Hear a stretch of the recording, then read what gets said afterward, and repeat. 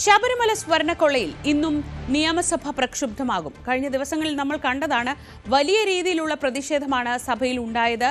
ഇന്നലെ ഒരു വേള അൻവർ സാദത്ത് MLA സ്പീക്കറുടെ ഡയസിലേക്ക് കാൽവെക്കുന്ന സാഹചര്യം വരെ ഉണ്ടായി.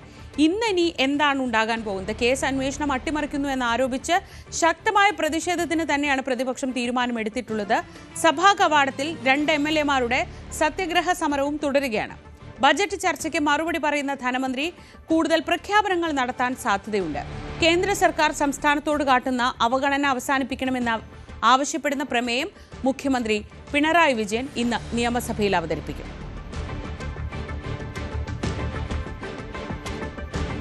ശബരിമല സ്വർണ്ണക്കൊള്ളക്കേസിലെ 1-ാം പ്രതി ഉണ്ണികൃഷ്ണൻ പോറ്റിയുടെ ജാമ്യാപേക്ഷയിൽ ഇന്ന് കോടതി വാദം കേൾക്കും. കൊല്ലം വിജിലൻസ് കോടതിയാണ് വാദം കേൾക്കുക. 90 ദിവസം റിമാൻഡ് കാലാവധി പൂർത്തിയായതോടെയാണ് ഉണ്ണികൃഷ്ണൻ പോറ്റി സ്വാഭാവിക ജാമ്യം തേടിയത്. ആദ്യം അറസ്റ്റിലായ ദ്വാരപാലക കേസിൽ നേരത്തെ തന്നെ ജാമ്യം ലഭിച്ചിരുന്നു. ഇനി കട്ടിളപ്പാളി കേസിൽ കൂടി ജാമ്യം ലഭിച്ചാൽ പോറ്റിക്ക് ജയിലിന് പുറത്തിറങ്ങാനാകും. കേസിൽ പ്രതികളായ 3 പേരാണ് ഇതുവരെ ജാമ്യത്തിൽ ഇറങ്ങിയത്. മുരാരി ബാബു, സുധീഷ് കുമാർ എന്നിവർ സ്വാഭാവിക ജാമ്യം ലഭിച്ചും മറ്റൊരു പ്രതി ശ്രീകുമാർ അറസ്റ്റിലായി 43-ാം ദിവസവും പുറത്തിറങ്ങിയിരുന്നു.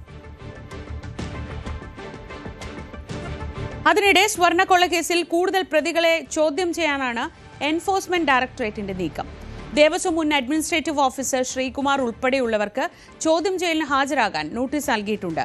സ്വർണ്ണക്കൊള്ളയ്ക്കൊപ്പം കള്ളപ്പണ ഇടപാടും നടന്നുവെന്നാണ് ED അനുമാനം. കഴിഞ്ഞ ദിവസം 9 മണിക്കൂറാണ് മുരാരി ബാബുവിനെ ED ചോദ്യം ചെയ്തത്. ആവശ്യമെങ്കിൽ വീണ്ടും ഹാജരാകണമെന്ന നോട്ടീസ് നൽകിയാണ് മുരാരി ബാബുവിനെ ഇന്നലെ വിട്ടയച്ചത്.